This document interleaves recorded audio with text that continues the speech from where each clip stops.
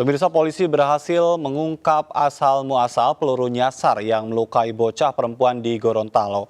Pelakunya tidak lain adalah polisi yang tengah mabuk.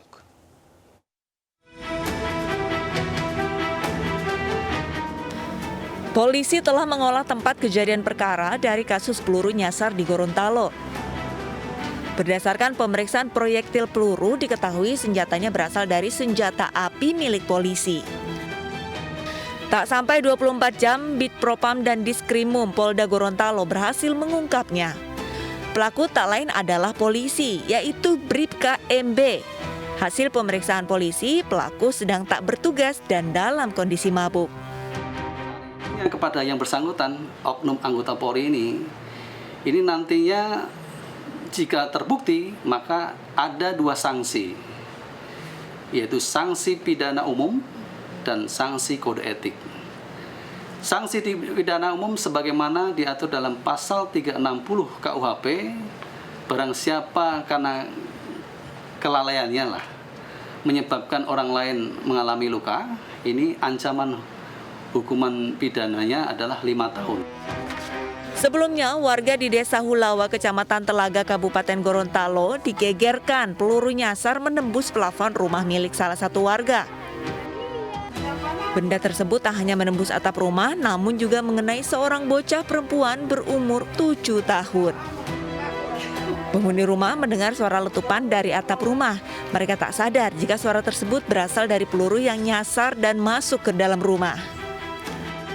Korban sempat merasakan kesakitan, namun orang tua korban baru mengetahui proyektil peluru itu tertanam di bagian paha kanan sang anak saat korban ingin buang air kecil. Kini korban telah dirawat intensif di Rumah Sakit Aloe Sabo, Kota Gorontalo dan sudah menjalani operasi untuk mengeluarkan peluru dari tubuhnya. Dari Gorontalo, Burhan Undu, Ainis melaporkan. Pemirsa, bis yang ditumpangi siswa sekolah polisi wanita mengalami kecelakaan di Pondok Aren, Tangerang Selatan. Bis menabrak pohon dan mengakibatkan 3 orang terluka.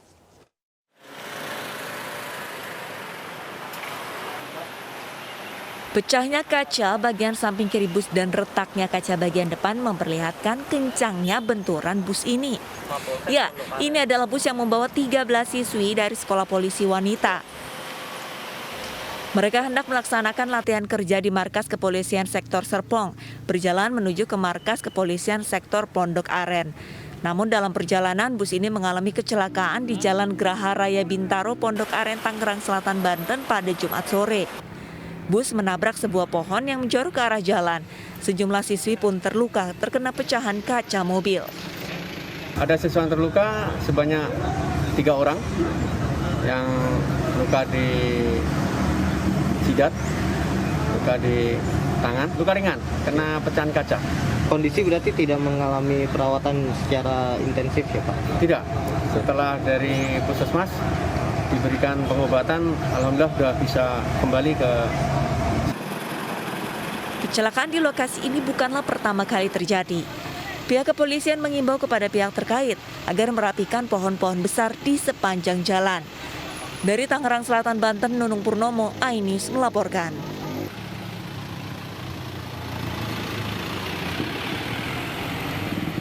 Ke informasi lainnya, pemirsa, Presiden Joko Widodo menyindir Kapolda dan Kapolres yang mengunjungi sesepuh ormas yang kerap membuat keributan.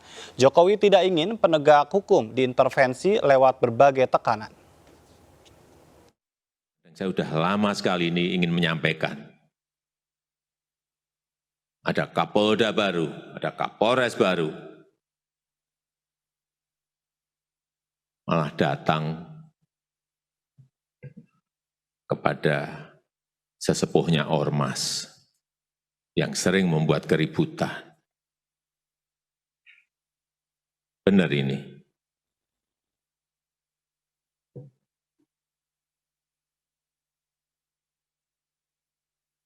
Datanya, Pak Kapolres, kenapa Bapak melakukan ini? Supaya kotanya kondusif. Tapi apakah cara itu betul? hati-hati, jangan menggadaikan kewibawaan dengan sowan kepada pelanggar hukum.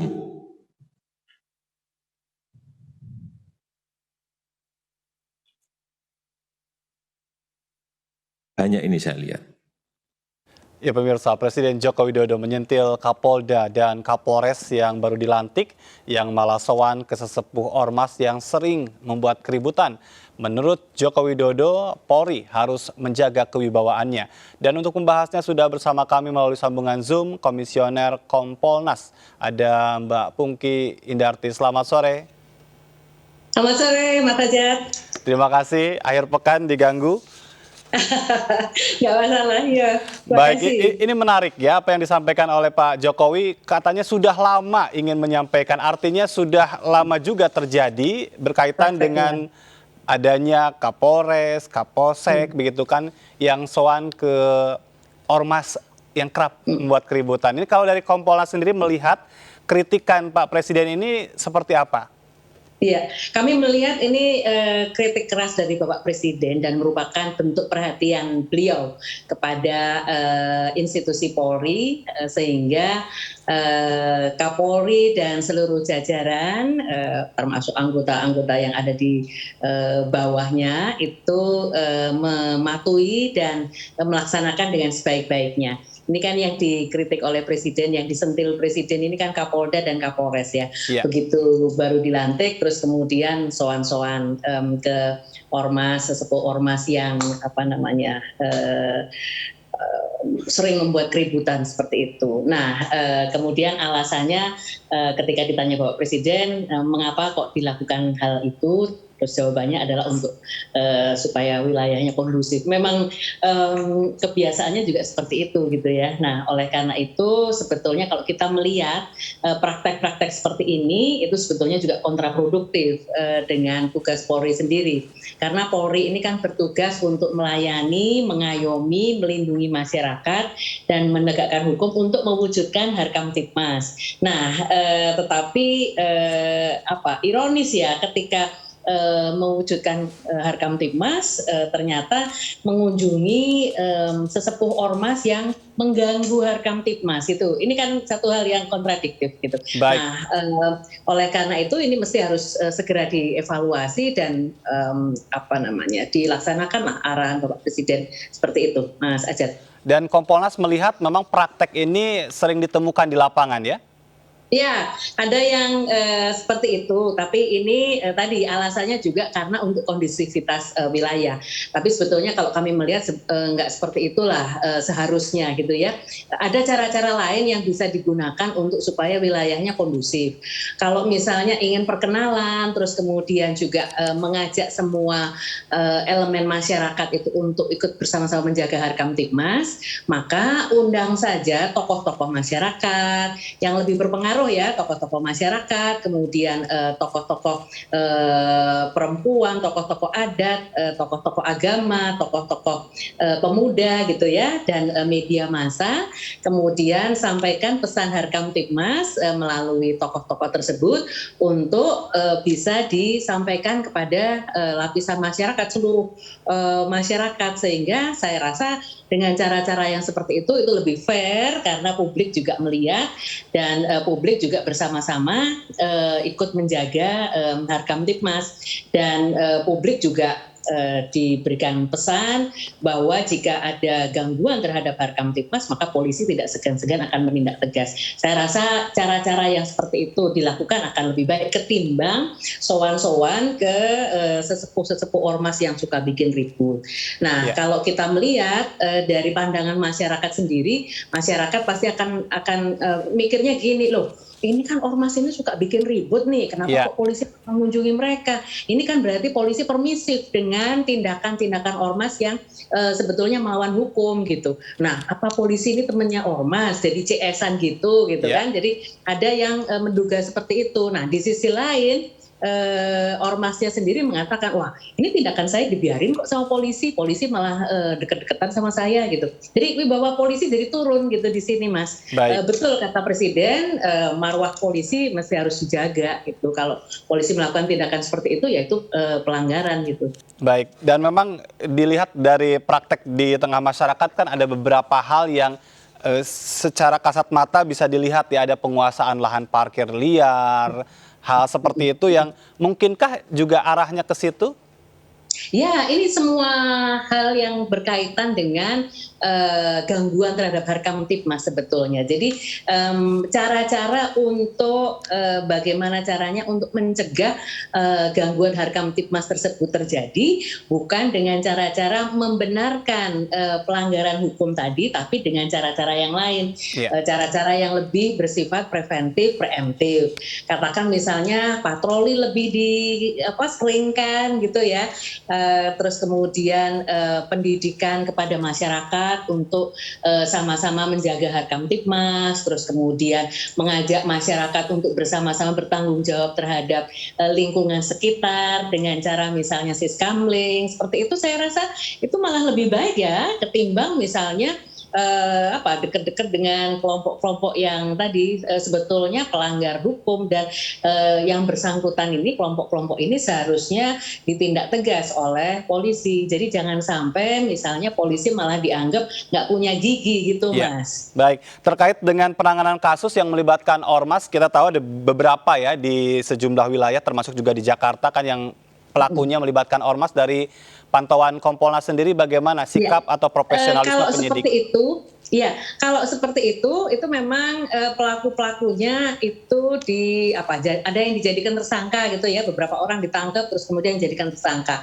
Nah, tetapi memang ada hal-hal lain yang perlu harus dilakukan, yaitu misalnya kalau dari sisi polisi sendiri edukasi kepada masyarakat dan edukasi kepada kelompok-kelompok yang diharapkan bisa ikut bertanggung jawab menjaga keamanan.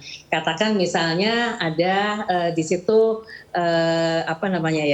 kelompok security, terus kemudian kelompok siskamling dan sebagainya. Nah, kepada kelompok-kelompok yang ormas yang tadi suka mengganggu, bikin ribut dan sebagainya, maka sebetulnya terhadap pimpinannya dan terhadap ormasnya itu bisa dikenai sanksi-sanksi administrasi. Nah, sanksi-sanksi administrasi itu bagaimana aturannya? Ada undang-undang ormas yang mengatur tentang ormas itu, bagaimana pengawasannya dan bagaimana pelaporannya, seperti itu ada aturannya. Dan saya rasa tidak hanya menjadi tanggung jawab polisi, tetapi juga menjadi tanggung jawab kementerian atau lembaga lainnya yang bertugas untuk mengawasi ormas tersebut, Mas Ajat. Baik, ini kan disampaikan oleh Pak Jokowi kepada Kapolda dan Kapolres, tapi kan sebetulnya hakikatnya ini kan juga menjadi tugas atau sentilan bagi Kapolri. Bagaimana Anda sendiri melihat perubahan-perubahan apa yang memang perlu untuk dilakukan secara internal? Iya, kalau terkait dengan ormas atau sikap-sikap tegas terhadap kelompok atau orang-orang yang terindikasi melakukan pelanggaran hukum, maka penegakan hukum harus dilakukan dengan tegas gitu ya, tanpa pandang bulu. Artinya tidak boleh ada hukum yang tajam ke bawah, tumpul ke atas ya, seperti itu. Nah, terus kemudian kepada Bapak Kapolri diharapkan untuk memberikan aturan yang lebih detail kepada anggota di bawahnya, karena anggota di bawah ini terkadang juga ada banyak hal yang mereka ini khawatir, ragu misalnya ya, di satu sisi kalau tidak melaksanakan akan takut dihukum, tetapi kalau melaksanakan nanti dampaknya juga seperti apa. Nah, hal-hal seperti ini yang kadang-kadang menjadi bingung dalam pelaksanaannya, sehingga perlu dibuat aturan khusus agar anggota di lapangan dapat menerjemahkan dan kemudian melaksanakan dengan lebih baik. Itu kalau kaitannya dengan ormas dan penegakan hukum. Nah, yang kedua, saya melihat terkait juga dengan Harkamtipmas itu seharusnya lebih mengedepankan tindakan-tindakan preventif dan preemptif ketimbang tindakan penegakan hukum yang sifatnya lebih represif. Nah, tindakan yang preemptif misalnya tadi mengajak masyarakat bersama-sama menjaga Kamtibmas, terutama tokoh-tokoh masyarakat untuk diajak bersama-sama. Nah, kemudian yang kedua, melakukan patroli-patroli secara gencar, terus kemudian perlu ada rahasia-rahasia jika ternyata diduga misalnya ada katakan misalnya narkoba gitu ya, atau sajam misalnya. Nah, perlu ada rahasia-rahasia. Nah, yang selanjutnya adalah polisi perlu melakukan penegakan hukum jika terbukti ada dugaan-dugaan pelanggaran-pelanggaran hukum. Nah, penegakan hukum tersebut harus dilaksanakan dengan konsekuen, nggak boleh tebang pilih seperti itu. Artinya sinergi pun di tengah masyarakat harus punya jarak ya. Artinya tadi tetap menjaga kewibawaan begitu. Iya, Baik. betul. Jadi harus tegas tetapi humanis seperti itu. Baik, Mas Ajat. Mbak Pungki, ada juga sentilan Pak Presiden itu berkaitan dengan anti kritik, kemudian juga ada pesan Pak Presiden untuk Kapolri bila ada Polda yang tidak bisa menjaga investasi, bahkan nanti ada lonjakan COVID, itu juga harap diganti. Tapi nanti kita akan berbicara tentang itu, kita harus jeda terlebih dahulu. Dan pemirsa, kami masih akan kembali, tetaplah di MNC News.